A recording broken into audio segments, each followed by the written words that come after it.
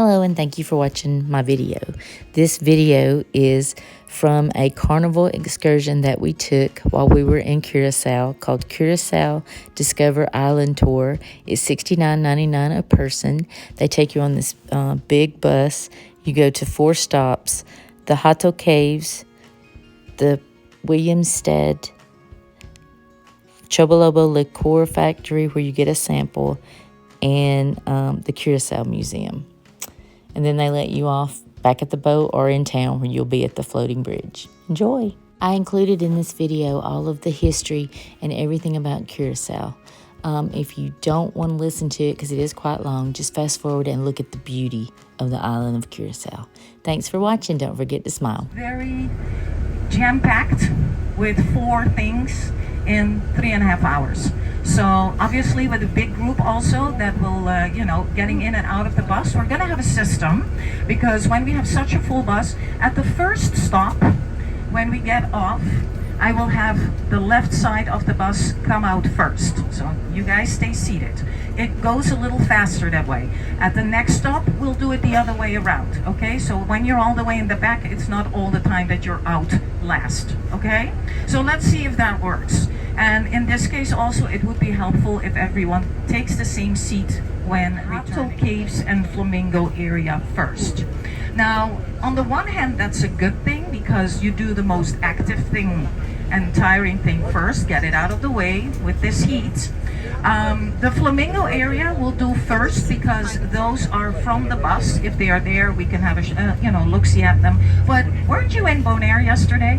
Yes. Did you all see flamingos? Yes. Okay, well, chances are bigger in Bonaire because they're native to that island. So pretty much if we see them here, you'll also see them not that close up, but hey, we'll see.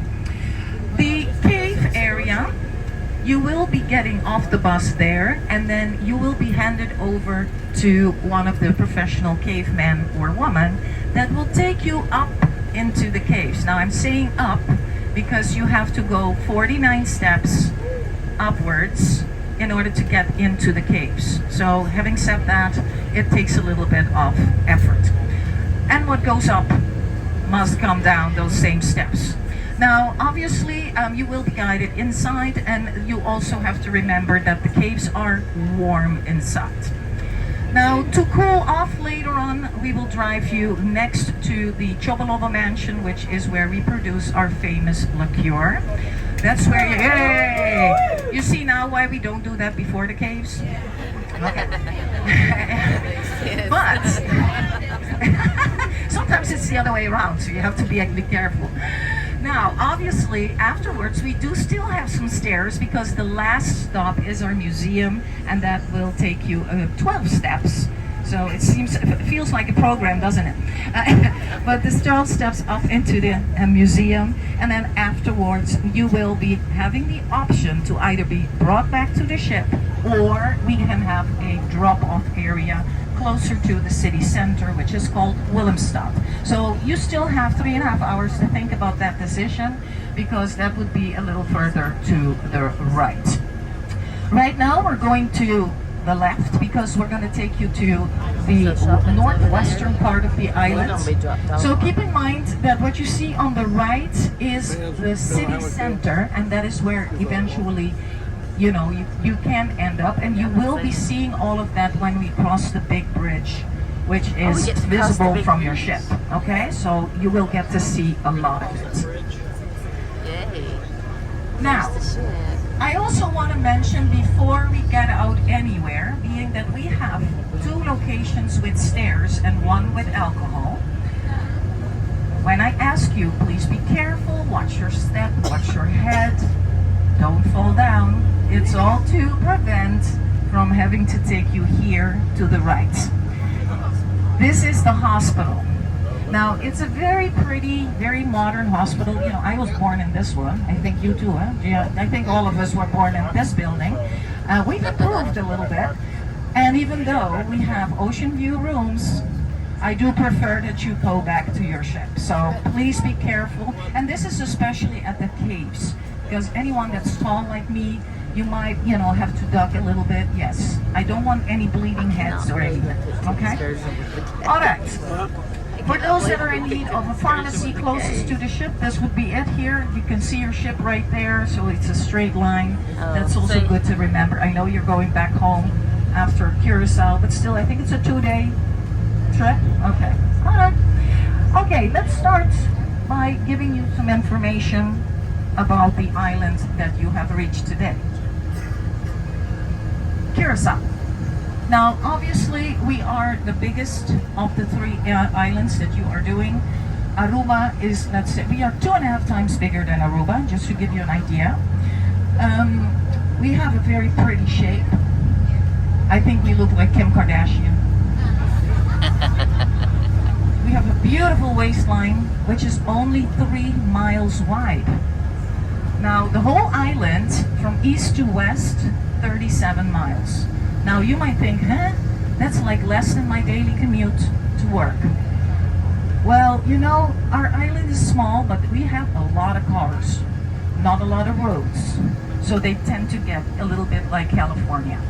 You know, certain times a day you don't want to be in the road. But anyways, where are we taking you today? We actually have a nice triangle that we're doing. We're doing this.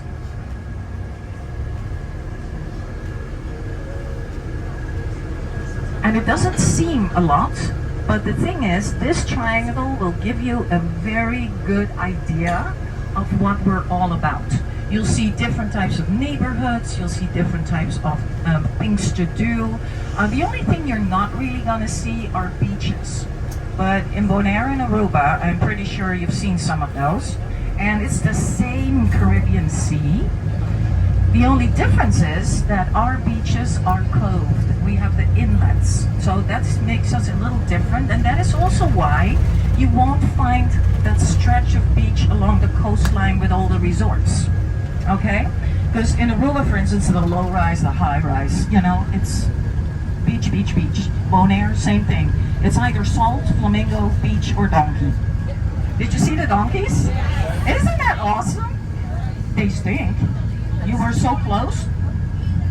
You let the donkey, oh. What was that, the donkey tour?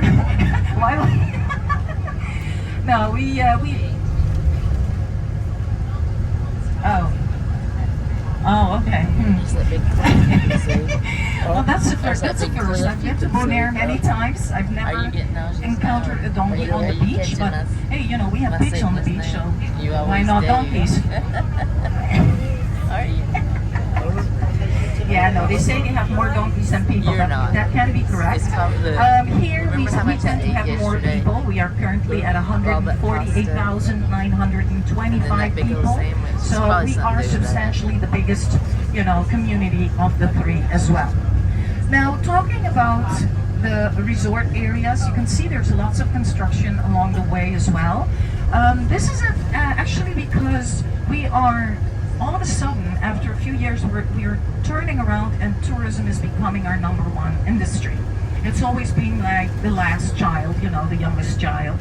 But now we are noticing Curacao somehow has been found, and we have a lot of connections, and people can fly here. So we have ample resort areas catering to everyone, ranging from North Americans, South Americans, Europeans, you know, it doesn't matter where you come from.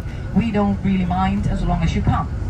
So the cruise lines obviously are a good, you know, trial, because the cruise lines, they bring people and they're like, oh, this is a nice island. Can I stay here? Yes. So that is something that we always aim to do and make sure that people know a little bit more about us in terms of our history, our geology, our climate, our people, religions, you know, what can you expect? So here, first of all, I'm going to show you a little bit of the geology. Obviously, Aruba and Bonaire are similar looking because the 3 islands were kind of an anomaly because we are the 3 desert islands in the Caribbean. Now, most people don't expect that. We are pretty much made up of coral and limestone that has grown on top of the lava formation. So we are not considered volcanic, nor are we very fertile. So it's not going to be like in Jamaica where you can just get out of the bus and grab a banana. You will need to water the bananas because if you don't, they're going to die. Same for coconut trees. We don't have indigenous palm trees. They're just not growing here. So what you would get here, cacti, aloe, agaves, acacia trees. Everything that can hurt you, they're all very spiny, and they tend to look a little, you know, sad in the sense that it's very dry looking. You know, we're used to it, so for us that's really not that big of a problem, and it's an easy care in the garden if you have that. You know, don't waste your bottled water because that's how expensive our water is. Coming out of the faucet is also a reverse osmosis, so we're not going to give that to the palm tree. I'm sorry. It's cheaper to buy the coconut. So this is pretty much what our island looks like when you don't have development in terms of housing and hotels. Otherwise, it'll be very lush and beautiful. How did we all end up this way? You've probably heard already that we are part of the Dutch kingdom, and that is because of our history. Now, a lot of people, when they visit here, they see only Dutch things. They see Dutch architecture, they hear the Dutch language, so they know that we have a Dutch passport. But was it always that way? No. We started, just as most of the Americas, with the Spanish. Now, the Spanish that most people know about is Christopher Columbus. Well, forget him because he never came here. So we actually were discovered, between quotation marks, in 1499 because obviously when they came here they found people living here already. We had the indigenous people, the Kaikitio. Now they were hunters and gatherers and never wrote anything down, so nobody knew about them. And the Spanish are somewhat like Twitter. You know, they tweeted their queen and said, hey, look, we found something and we're claiming it. So that is how we became Spanish first. And then that actually had an effect on what we now call our liqueur. Secondly, we now have delicious goat meat because of the Spanish, because they imported that animal. And then, all of a sudden in 1634, we became Dutch. Now lots of people say why? Well, actually Bonaire has the stuff that Dutch wanted. Salt. Yes. Now, Curacao also had salt. We had several different salt flats. So we had an addition that the Dutch wanted, and we'll see that when we cross the bridge, being our harbor, natural harbor, which would serve them military-wise and for, doing business. So that is how we became Dutch. Now, the Dutch times were not a great one for anyone else but the Dutch, because they also introduced the slave trade from Africa. Now, the slave trade was already in place by the Portuguese and Dutch going to Brazil. Now, eventually, they started using Curacao as a trading port and selling the enslaved to the Spanish after the war had ended. So that is how we got that merchant feel. And when things were going well, other countries take an interest. And that is how we eventually became French for a little bit, English for a little bit, then again Dutch, then again English, and eventually 1816, Dutch again. So you can see how that works. We've been European ever since 1499. Just right now we are part of the Dutch kingdom, and this goes for all three islands.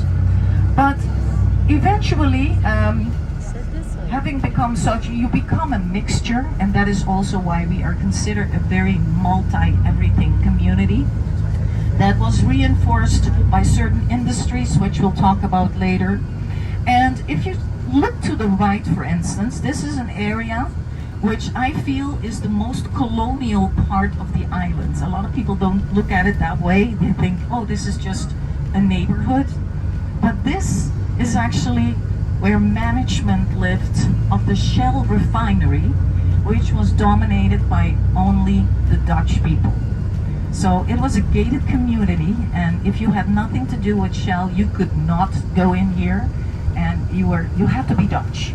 So this, and of course it's open to everyone now, but the look of the homes, for me, they remind me of those times. Yeah.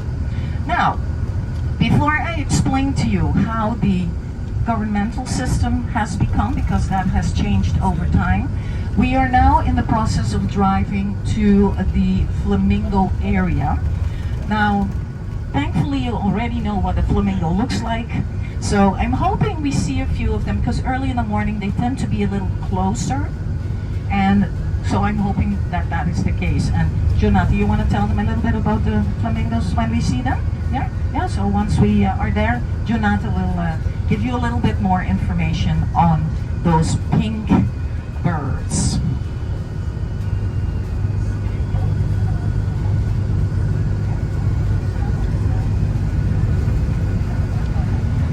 Hi, good morning everyone. This is my first time.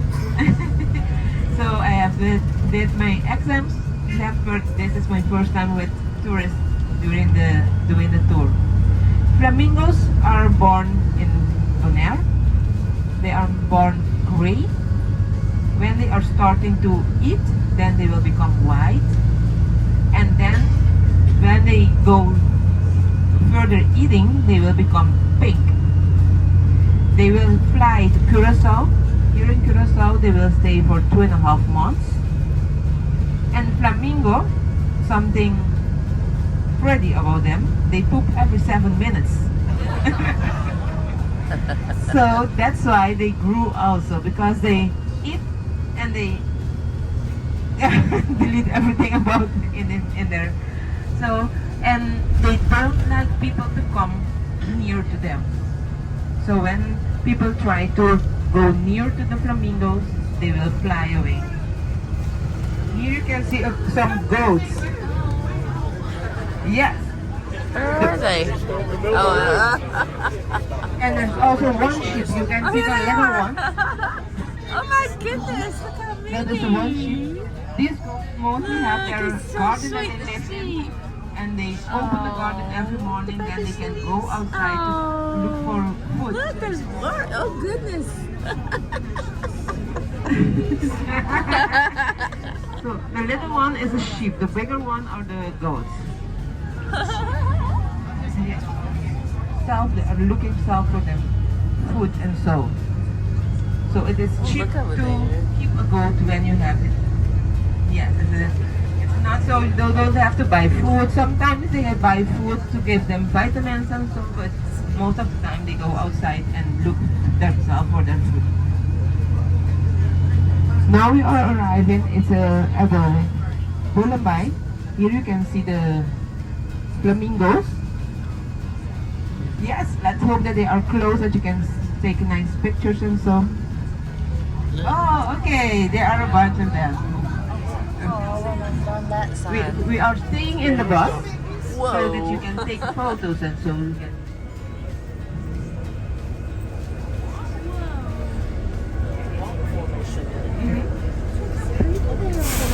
In this area we don't get people to walk around here, so that's why there are a lot of the flamingos here. Yes, when people walk around here on the shore, then you can see that they also fly away.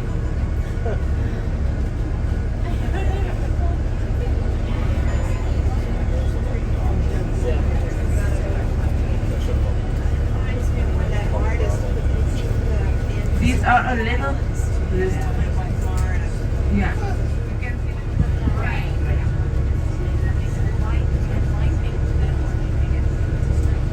with the changing of color, it depends on what they eat. They told you this in a room in Bonaire because most of the time in the other islands we call them flamingo, and even in our local language. However, the official name that was given in our local language for the flamingo is chogogo. Now, I figured out why. Because have you ever heard a flamingo, you know, do their sound? It sounds like this. Chogogo, chogogo, chogogo, chogogo. They sound a little bit like a goose. I'm family, yeah, I know. I'm turning pink slightly. No, but the chogogo is the name of the bird locally. But again, it is native to Bonaire. So it's just, they're here. I always say it's like spring break. You know, they come here for a couple months, eat, and then the cycle repeats itself. They will move to Bonaire again.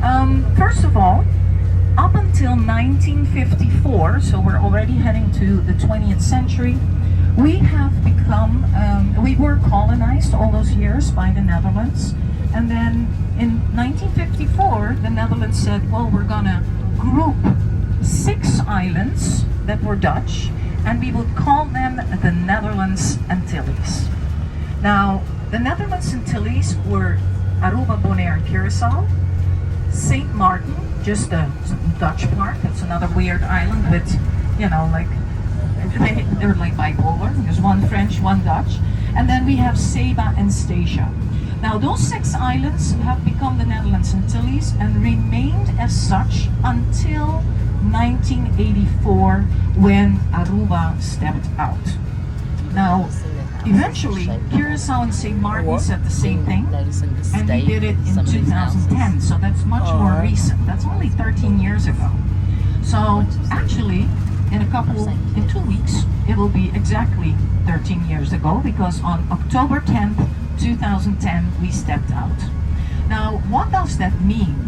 Because when you step out of a group like this, it doesn't mean you're independent, because we still have a Dutch pass. That is more like Puerto Rico. You see the difference? So it's kind of an interesting twist there. And you know that you can be like a 5-minute flight away from Curacao and then be in the Netherlands. Whereas when you're here and in Aruba, you're in a self-governed country. Very, very interesting. Alright, so now you know that this is a different system than you have, but still it's a very normal, democratically chosen system. Alright, so here this is that neighborhood that I just mentioned. A lot of the homes have been changed. If you want to see how they looked previously or the way that they were initially built, the ones here over on the right, this is more the old structure. You can see they're all what you would consider ranch style. They had a lot of open spaces around the house, lots of land as well. And remember, this was all management back in the day. Nowadays, anyone can buy these, rent these, lease these, and some people that buy the property, they will completely take it down and build 2 homes on that property. Why not? 2 is better than 1. They used to have their own school as well. There used to be their own supermarket. Everything was completely separate. This is now, they have both a elementary school, which is open to everyone, but they also have next door a private school, which caters mostly to the Dutch students, because that is exactly the same system as they have in the Netherlands. So if you're here on an expat contract, then it's easier to go back home because they have the same curriculum. And the west has the most elevation, so we're much higher than both Bonaire and Aruba.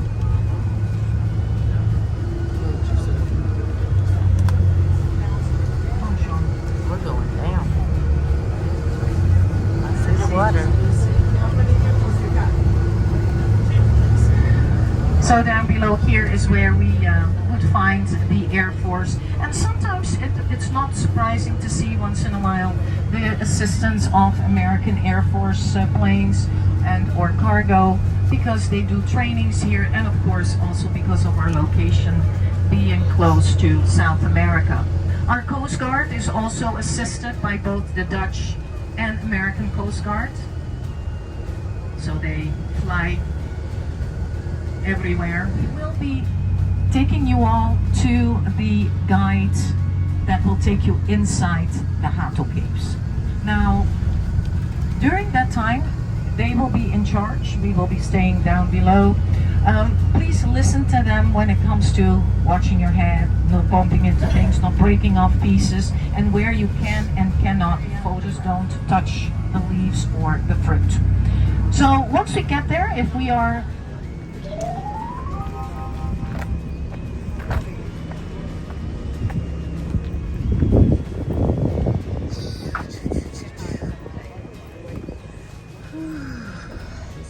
something else.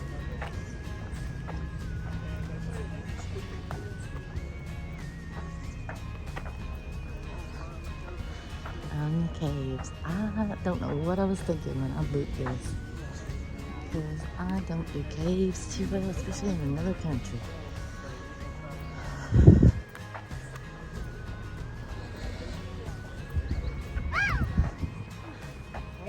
before we get all the way up there, we need to go through some rules.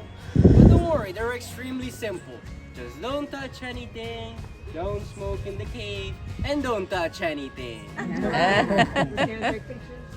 You can take pictures, but only in one specific area. When we get to that specific area, I will let you know. And that's pretty much it.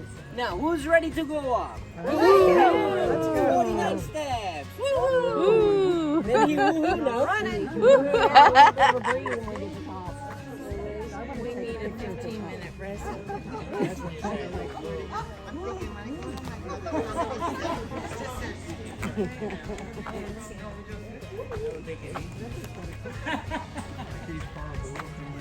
It's not eating those poisonous apples. Oh, you're going the wrong way.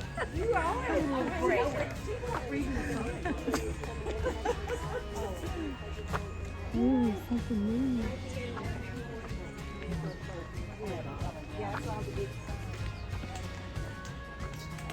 Welcome to Bonley. We're good. Stop. If we can climb those steps at that fort in St. Kitts, we can do this. Oh yeah, don't touch the tree.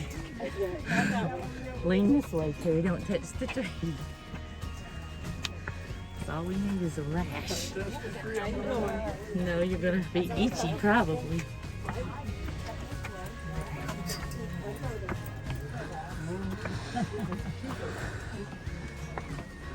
It's not that bad. Look at our view.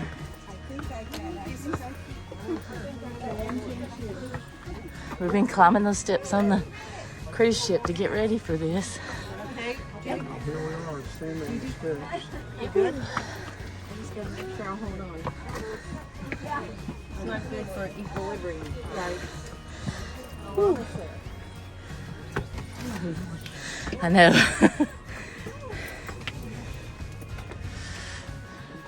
Give me some bad things up there. Ooh.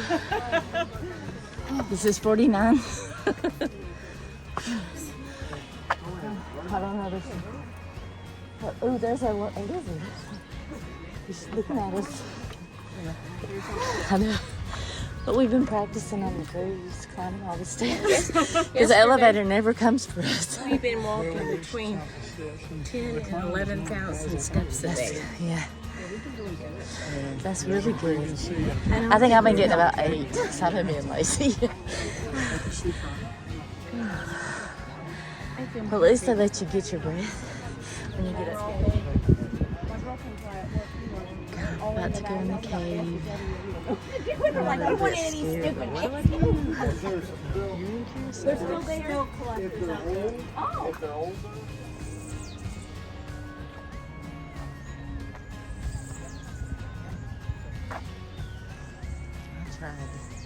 I tried to go in the cave, but I had to leave before they went into the next room.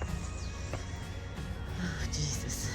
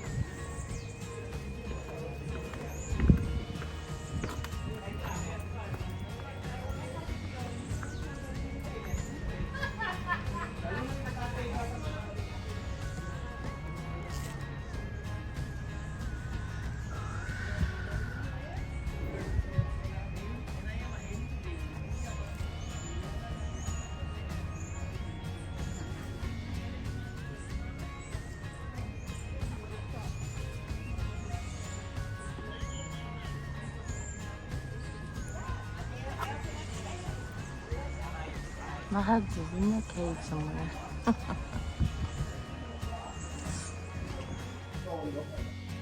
But don't worry, nothing will fall in your head. Now, from up there down here, that's 7 meters. And from here down there, that's my door. People keep 20 meters high. Only room with sunlight. That's what it shows me. Same hours we saw downstairs, 3 or 4 things can take place without a problem. If you really want to go up to the stuff here, very nice bar. Please, there. What's that? Yeah.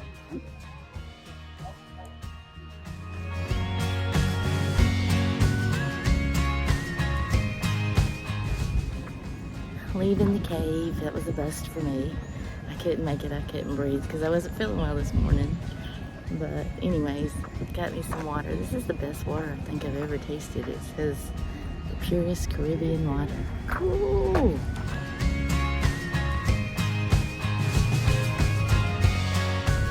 Hey honey, how was the cave? The cave was, I enjoyed it. I really enjoyed it. As Melissa's probably already told you, she's got I made it up the 49 steps. I made it in the first room, and I started seeing purple, and I couldn't breathe. I couldn't get it in, so I had to leave. I didn't even make it. I saw the bats. But me, the cave tour was very, very good. I really Good. I'm liked glad it. you liked it. And the cave is not that deep, but it branches out into different caverns.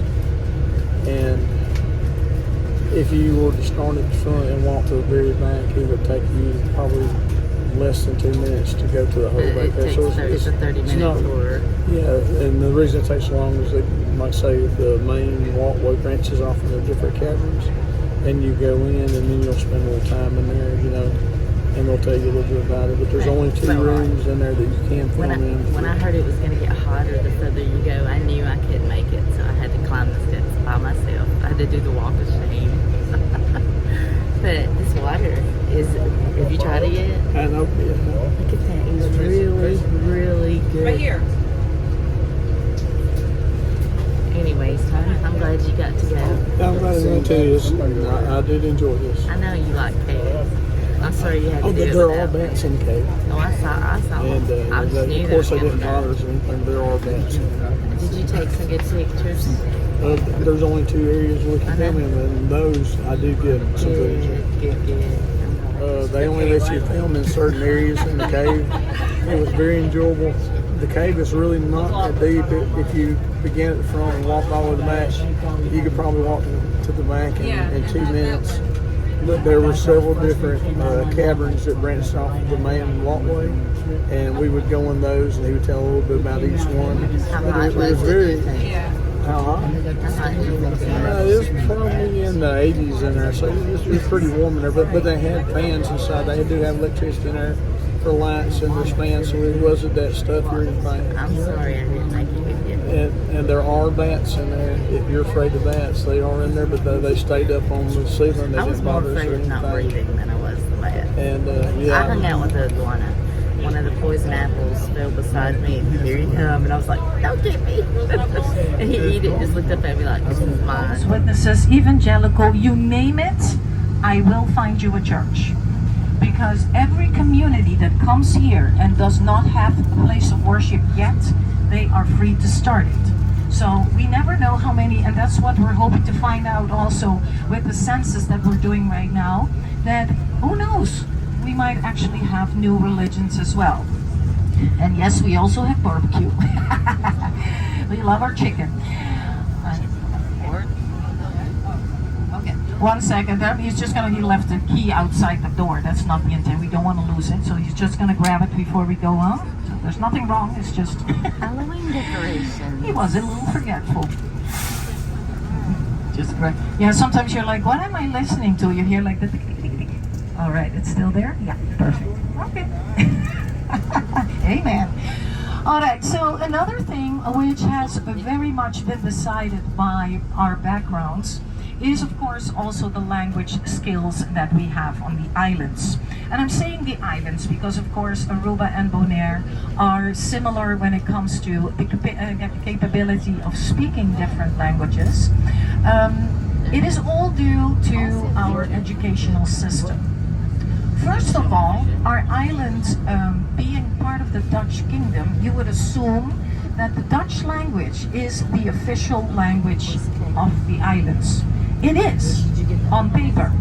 Because here, and I'm talking about Curacao right now, 90% of our population does not speak Dutch at home, which is kind of weird if it's the official language. Our school system is also using Dutch as an instruction language. So you can imagine your first day of school, kind of interesting if you've never heard Dutch before, and your teacher greets you in Dutch. So those are things that a lot of people don't realize. Now, eventually, we also now have a second official language, which is Papiamento, and that is the language you have heard in Aruba and maybe yesterday in Bonaire. Because Papiamento is the Creole or Patois, which is an African-based language mixed in with Portuguese, Spanish, Dutch, English, and French. Now, what's interesting about that, it's a big mix. Instead of like the English Creole or the French Creole, it's, a very diverse language. And because of that, when it was brought by the enslaved from Africa to the islands, most of the merchants that came from other countries started using it as their common language to make it easier to communicate with everyone. And on top of that, Dutch is such a horrible language to listen to. It is a lot of, it's my mother tongue. I call it a throat disease. It's horrible. I'll give you an example. When you say I love you, yeah, you guys, you say it all the time. Yes, I love you, I love you. It's a love ya, love ya. It sounds cute. Same in French, it's beautiful. Je t'aime. In Spanish, te amo. Even in German, it sounds nice. Ik liebe dich. It sounds soft. You know what we say in Dutch? Ik hou van jou. Yes, it sounds like a cuss. So I will never say I love you in Dutch to my husband. Never. I don't use it. It's just not a great language to listen to. Forget winning a song contest in that language. It's just a lot of the... It sounds like a broken stuff, So, Papiamento became a more spoken word. And then, of course, we needed to introduce it in our school system. But then we thought, oh boy, how do we do this? Because we have no way of writing it. It was a spoken language. So we came up with a way of writing starting in the 1980s, and they figured it out in the 1990s. I remember that when my children were born, they had it in school, so we all had to figure it out. But anyways, they came up with a way, and then Aruba, they said, well, we don't want to do the same thing as Curacao, so we use Spanish. So the Papiamento in Aruba sounds and reads more like Spanish. We decided, okay, we're going to use the phonetic way of writing, which pretty much means the way it sounds, that's how you write it. Now that seems very easy. Well, not so much. Because the first problem you encounter is that you lose some of the letters of the alphabet. One of those letters is the letter C, which is kind of stupid if your country name has two of them. Yeah, it's stupid, right? We have our famous liqueur that's called Curacao with two C's. So we had to figure something out, and what we did when we speak Papiamento, we changed the name of our country to Corsou, K-O-R-S-O-U. Now, again, for us that's not a big deal, but marketing-wise, not the smartest move, because now you have to remember two names, Curacao and Corsou. But anyways, we also love accents. We have words with 3-4 accents. So learning how to write this language, I'm happy I never had to learn it. I had to help my kids, but for me, I'm okay with it being a spoken language. Well, you've all heard the word douchey probably. Douchey, sweetheart, darling, delicious, great. It's always positive, okay? Words like bon dia, bon tardi. I hear quite a few of you already saying that, so you've learned it. Very good. Good morning, good afternoon, etc. So those type of languages are much easier to pick up for most people, and you can use it and people understand it, so it's wonderful. English and Spanish. obviously you've noticed that we all speak them. The reason is our school system. They're world languages, so we learn them from a young age onward. They're introduced in 6th grade, and we keep them until the end of high school. They're mandatory. Also, French. It's mandatory for 2 years in high school. So those are things that we learn from a young age. So I'm always saying, if people say, oh, your Spanish is not so good, I'm like, well, at least I speak it. Yeah, because people sometimes apologize. I've had trainees saying, oh, excuse my English, it's not so good. Hello, you speak it. So, of course, those are things that we should be very proud of. Now, in just a moment, we'll be heading up on the highest bridge in the Caribbean, which is the Queen Juliana. And you will be enjoying the view, of course, into our city center, Willemstad, on the right. And on the left side, we will have the harbor. When we come back from the liqueur factory, it's going to be the other way around. So don't despair. If you're on the left, you will get the good view when driving back. And then in just a moment, I will hand Jonatha the mic because she will be informing you what we're going to do at the liqueur factory. So start taking out your cameras and your phones to take your pictures in just a moment. Oh, and there's a little gas, what is it? One of those tankers coming in. So the floating bridge will be open and you'll see how this all functions. Look at the ship. Pretty. Okay, now we are going on the bridge. Whoa. So now, if you are sitting on the right, you can see the view of Willemstad. So pretty. That is the Ruiterkade. Is a nice view. Is the view that is you can see in the most beautiful. magazines in the world from Curacao. You can also see how they are. The small boats are bringing in the big tanker. So they have also need to guide the big boats to come in because it's not so easy to ride in the harbor. Oh, this is beautiful. You can also see small boats. Those are fruit boats that come from Venezuela to Curacao, and then they will go to stand at the floating market, and then you can go and buy your fruits. They also sell fish. So after 5 years, they are coming back to Curacao because the port were closed between Curacao and Venezuela. The round building is the Plaza Novo. There is also a market here in Curacao. You can buy a lot of things. This is one of the Clothes, prettiest things I've meat, seen. everything you can think of you can find in the round market here. Now we are heading to Chobolobo. Chobolobo is we call it landhuis. It used to be from the Jewish family. In the past, the Spanish brought the La Raja, is a kind of orange, to Curacao to plant it. But when they planted it and it grew, it started to taste bitter. That's because of the soil that's in the ground here. So they even goat wouldn't eat the La Raja. So they started to think what they can do with it, and then they peel it and let the peel dry. From the dry peel, they make the Curacao liqueur. So that's why it has a taste like a little bit of orange taste. You have 5 different colors of the Curacao liqueur. The blue one, that is the best known.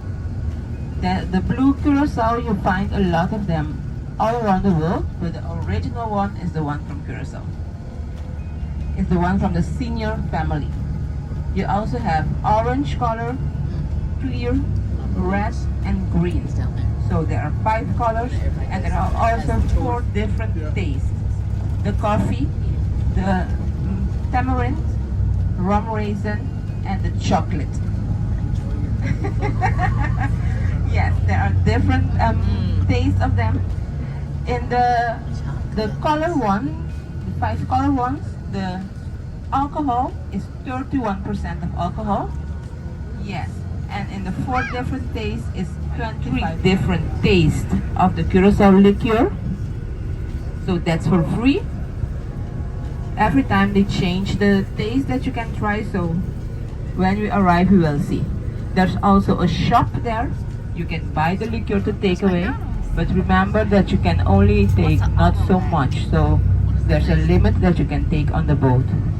That you don't buy too much, that you, when you arrive at the boat, they will take it away from you. Yeah, you're in the auto. And there also you can use the bathroom. We only have 30 minutes when you arrive, so you will have to manage your time to, if you want to buy something or if you want to buy a cocktail, manage your time so that you don't get left behind.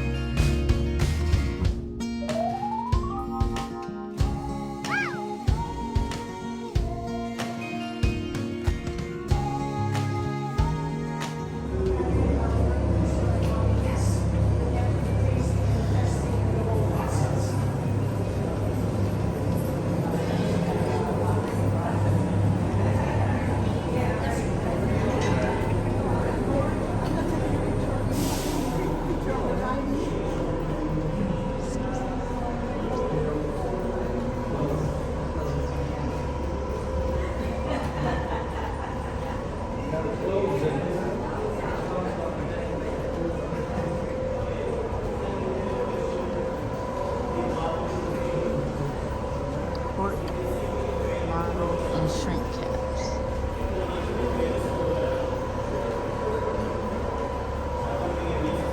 I don't drink, so I don't know nothing about this stuff. Hey, goes on the tour. Oh, the colors are pretty.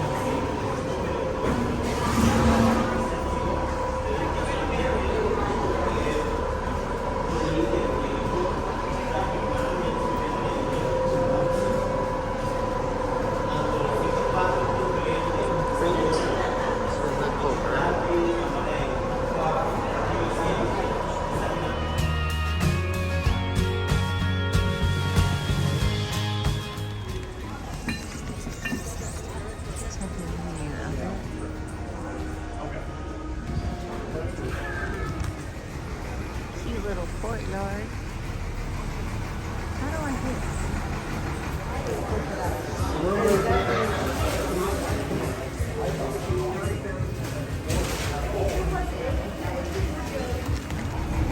We are here with a bunch of happy buses and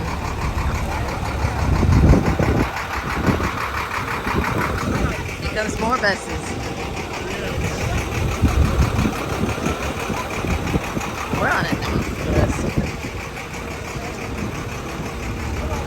I'll try to get him to wait at me.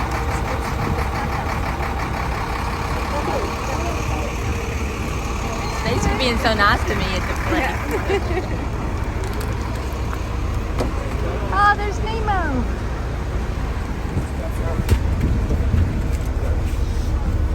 I was trying to get you to wave at me through the window. You're a good bus driver. Very popular. Yeah.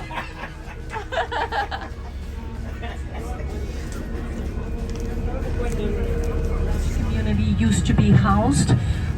Even though we are not going to that whole area, this is a glimpse of it, and we will pass by the Jewish cemetery as well. When we cross the bridge again, in order to get back to Autobanda, the left side of the bus obviously will have the good view of the harbor entrance. Now in that harbor entrance, when we passed it earlier, the bridge was open because there was a ship coming in, but hopefully right now you will see it with our famous floating bridge in the middle. Now what is very telltale about our city is the fact that all the buildings tend to have a color. Now the colors of the island are actually something that we did not just start doing. This has been a law that was implemented in 1816. So the first Dutch governor, and that's the funny thing that it was a Dutch person that decided it, because in the Netherlands everything is gray, white, beige. They're not very famous for color. So it was the Dutch governor that claimed to suffer from severe migraines and he would be, bothered with the sunlight blinking off the, reflecting off the white buildings. So he ordered everyone to paint their home or business in a color. Now, if a few of you can see a few colorful homes up there. Even purple and pink, those are colors we use for the whole house. Now, they always say, there's always a funny story attached to these type of things. The story goes that he used to be the owner of the paint company. We can't verify that, but it makes for a funny story. And even though they still have the law in place, we don't enforce it because, as you can see, we don't need to. People love color here, and you don't actually have to ask anyone if you want to change the color of your home, because even though you might hate your neighbor, well, just figure out what color he doesn't like and you paint your house that color. Great way to start a fight. But here you see how this works. You can just have a different color than your neighbor. And the smaller homes here, you can tell that we are driving towards the city center, because in the old days, little bit of space and everybody wanted to live in that same area. Now, when we drive up to the traffic lights, you will start to see the wall with the Jewish cemetery on the right side of the bus. This cemetery is for both Sephardic and Ashkenazi, and you will find that the graves or the headstones are all facing east, which is, of course, the Holy Land. Now, in the old days, the Sephardic Jewish community had their oldest Sephardic-only cemetery that was on the terrain of the refinery. That one has been discontinued for a long time, and this one has been used ever since. And this is still being used for the Jewish community today. The homes that you'll see on the right, and also, even though we will be taking a ride a little further, the colorful smaller homes on the left belong to that same neighborhood from back in the day. You can also see your ship already in the distance. We are still on the other side of the bridge. We are about to go to the bridge right now. So remember that these homes that you see over here, and also the homes that are coming up here on your left, are part of that former Jewish neighborhood. And it's an interesting picture here because you see the Catholic Cathedral in the distance there, just showcasing how small the island actually is and how many different backgrounds everyone has. Now, this neighborhood is another interesting one, as many people recognize these type of homes as being more of the English island look. Jamaica, Barbados, St. Lucia, Grenada. Most of these homes were actually built by the people from those islands when they moved to Curacao to work in the Shell refinery. So they were the English immigrants. Many of them bought their own, building materials, what they were used to, not using the coral and limestone or brick, but the wood that they actually had at home as well. Using the metal from oil drums to create roofs. And here you can see down below a great view of the Pietermai and Scharlo areas, the two outskirts of Punda. In just a moment, we'll be on the bridge again. Remember, 185 feet above sea level, and people sitting on the left will get the view into Willemstad, both Punda and Otrobanda. And for those sitting on the right, you have the opportunity to walk into our harbor, housing our economic pillars, the container harbor, the dry docks, the tugboats, and also, of course, we don't know what's going to happen with the refinery, but up until then, it's a station, or it's a stagnant refinery. But it had been our number one everything way back when. When we get up on the bridge, and we did not mention it prior, some of you might have noticed that there was an American flag flying at one of the buildings, and you will see it coming up shortly. That is the location of the American consulate, also known as the Roosevelt Building, that was given as a gift to the American people by Curacao.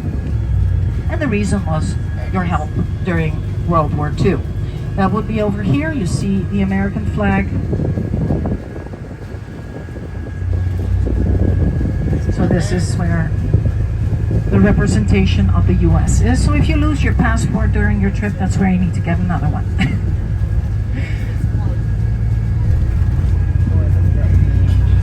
We are now on our way to the museum, and that'll be our last stop of the tour. Our Queen's Curacao Museum is a mix of furniture, of paintings, of statues, and currently they have two separate expositions as well. One is dedicated to children, and another one is local artists or local painters. So you will see a variety of different arts. Now from this angle also, if you look all the way to the right front, you can see the elevation again of the island in the west, with our highest peak clearly visible at 1,230 feet. The floating bridge in the middle there on the left, our famous Queen Emma. I will explain how she functions before we get to the drop-off point, so you do not get caught on the bridge.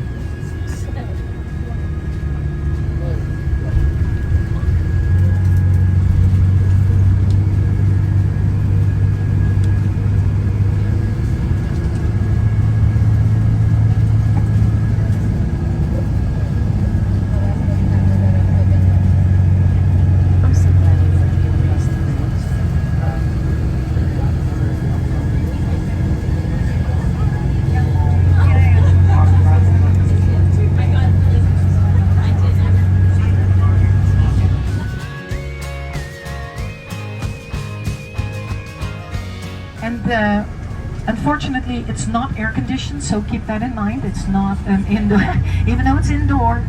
Many of our buildings and homes are not fully air conditioned. That's a normal thing here, as electricity is just as expensive as water. So most of us, we live without air conditioning, or if you have it, it's only in the bedroom. In addition, there is a separate building, which is only for those that are interested in aviation, because we do have one specific area with the front half of the first plane that crossed over from Amsterdam to Curacao.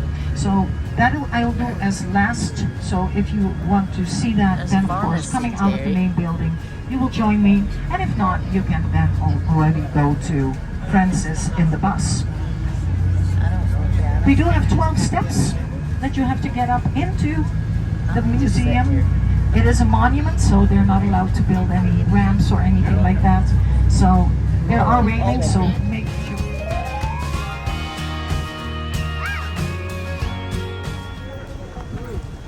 Oh, the trees are beautiful. That's the canyon. These trees are beautiful.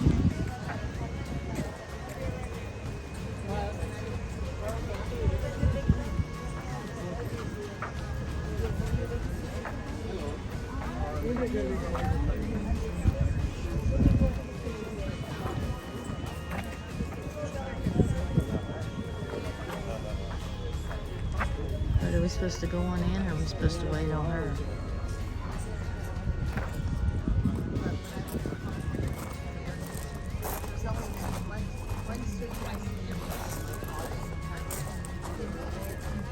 What is that? Clothes hanging up?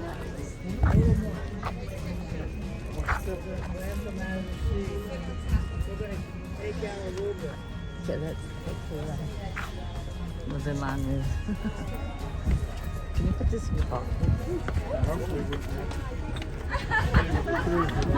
Oh, there she is. I was looking for her. No, you will not lose them. Don't worry about it. There's another group that came out, so it's hiding out in the shade. We're going to the left.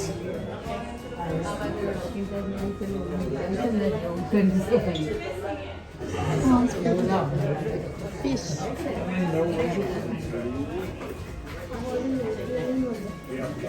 I know that person.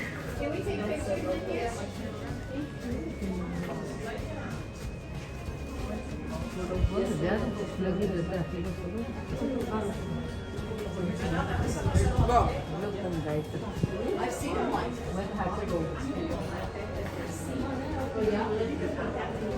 Wow. All right, everyone, let's step in here. I know we have a big group. Let's see if we can mostly get in here.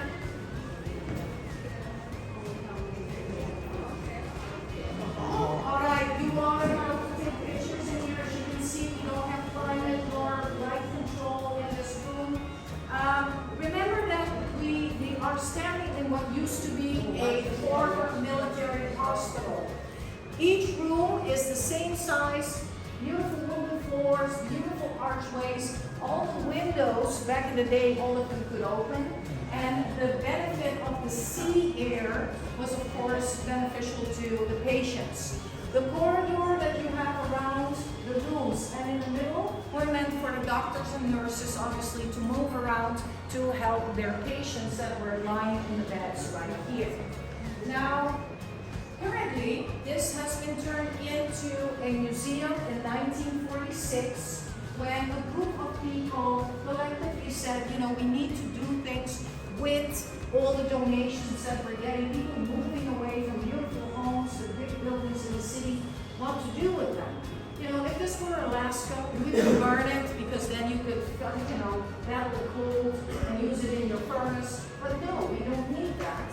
And most of our furniture pieces were made out of mahogany, which was imported from another country and made into furniture locally. So it's meant to last. It does not get eaten by termites, so it's actually ideal for this climate. A lot of you, when you come in here, it's like, oh, I recognize this. This looks exactly the same as I have at home. Well, duh. Aren't we all countries that come from elsewhere? You know, we are a country of immigrants, same as most of you. So this was the style in Europe in the 18th and 19th century. And everybody wanted to have the same style because that was trendy. So hence the fact that some of you might have a similar table for Thanksgiving, which we don't celebrate right away. But this is something that is very typical. The same with the desks. The sizes are a little bigger because in the old days they had huge homes. They entertained. We didn't have small computers, phones, or laptops. They had, you know, to put their books and their ink and their writing, so they needed more space. You know, and the games that were played, chess, you know, checkers, those are games that are very ancient and have been played forever. Paintings, everyone, nobody had pictures, you didn't take pictures, so what did you do? You bought paintings. If you had money, you bought beautiful, expensive paintings that were made by masters of some country. Now in this room, by chance, because they have set up a small exposition for children, so you'll see a mix of everything. In this room, you'll see local artists that actually this gentleman, and this is a depiction of a gentleman that was one of the founders of the museum. His wife painted him. So these are local painters, but in other rooms you'll see Dutch masters that have, for instance, a designated room in the Rijksmuseum or in the Louvre, which are huge. But here you're just hanging on the wall amidst others. We can't do a theme room because we have one of each, you know? So it's just the donations that we got from people that used to live in the big homes. Same for all the mirrors. So it's a really eclectic mix. So this is the style, let's say, of the mostly 19th century, but also some of the 18th.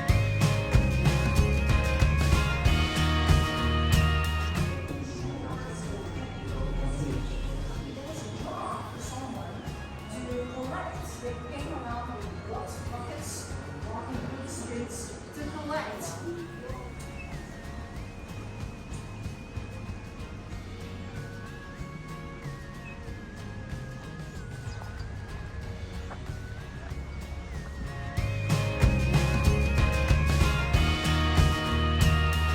Dropped off at the drop-off point, which is at the entrance of the harbor.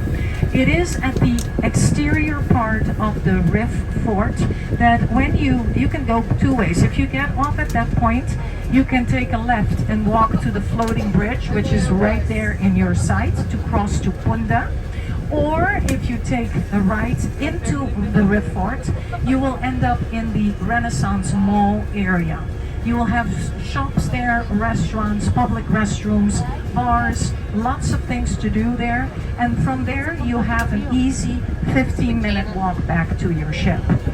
If you do not want to walk at all and you want to return to the ship right away, just stay seated, because after we do the drop-off, we will head back to the ship. And then afterwards, you can always decide to just stroll around on the pier, where we have little shops as well. Punda. That means you will have to walk across the Queen Emma Bridge. And the Queen Emma Bridge is our famous swinging old lady. And we call her so because when in 1888 she was built, she was meant to open or float open like a door. Now, if you have to cross her, you always have to pay attention, because if you hear a bell, and it's like a school bell, when you hear that, you look to the Punda side of the bridge and you will see an orange or blue flag being hoisted. If it's an orange flag, you do not have to panic. You can start walking and the bridge will open up with you. Enjoy the ride. Take some selfies, just enjoy. It will close within 10 minutes. However, the blue flag, if that one goes up, that means a big ship is coming in. That means the bridge has to open up all the way. If you see local people start running, please do the same, because the guy at the bridge is not going to wait for you once you finish all your selfies. You make your way across, because it will open for 45 minutes. Do not stay on the bridge. In the event the bridge is already open and you want to cross, don't panic. In that case, we have a free ferry service that takes you back and forth. Only if the bridge is fully opened, okay? As your ship is leaving early, I think it's what time, 4:30 it leaves? Yeah, so what time you have to be on board, 4 o'clock? 4:30 is you're all on board, okay. So make sure you allow yourself at least a half an hour to cross to the other side, preferably a little bit more. You never know. If you notice you're gonna not make it, you flag a taxi and have him or her bring you to the ship as quickly as you can. The ship will leave you. So please keep that in mind. It has happened. You don't want to be one of those runners that people are laughing at and end up on Facebook and Instagram. It happens too often, and it's really not fun, because in that case you'll have to buy a very expensive ticket and fly to the US. So keep that in mind. In Otro Banda, we also have quite a lot of things you can walk to, art and shopping, etc. And some of you were asking me about the Lockharts. They are in Punda, so when you cross the floating bridge, just at the foot of the bridge, you have 3 big hearts where you see all the locks. That is instead of putting the locks on the bridge, because that is not allowed. It weighs down the bridge. So in that case, if you have a lock that you want to put, seal your love here in Curacao, please put it on the hearts, okay? Now remember that the Renaissance Resort and Mall area is very convenient, so that you can enter that from both sides, so even if you do the drop-off or when you go back to the ship. So there's the ship, so this is how far we cross. Okay, and there it is. So for those that will be getting off at the drop-off point, make sure you have everything that you brought with you. And for those that are not coming out, you may remain seated, because we'll be driving you back in 2 minutes back to the ship. We're at the floating bridge in Curacao. And there's the bridge we went across. So pretty. Oh, it's moving again. Oh.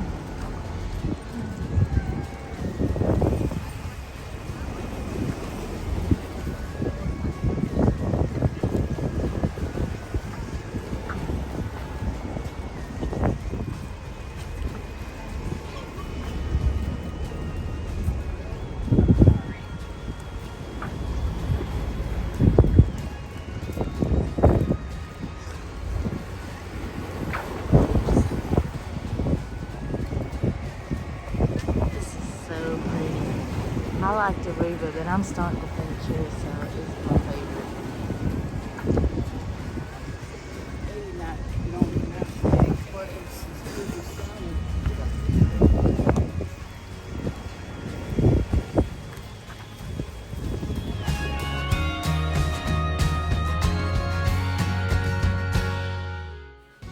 We decided to be let off at the floating bridge. It is beautiful.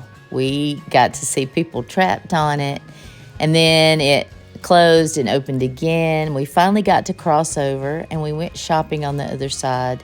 It's a must. And there's where you lock your love by putting your locks. And there's the Queen Juliana Bridge. Awesome views, and it's really pretty to look at too. This is also found on the other side of the bridge. The ship looks beautiful once you head back to it. Anyways, hope you enjoyed this. Hope you're having a great day. Hope you get to visit Curacao soon. Don't forget to smile at someone, and I will see you in the next video. Bye.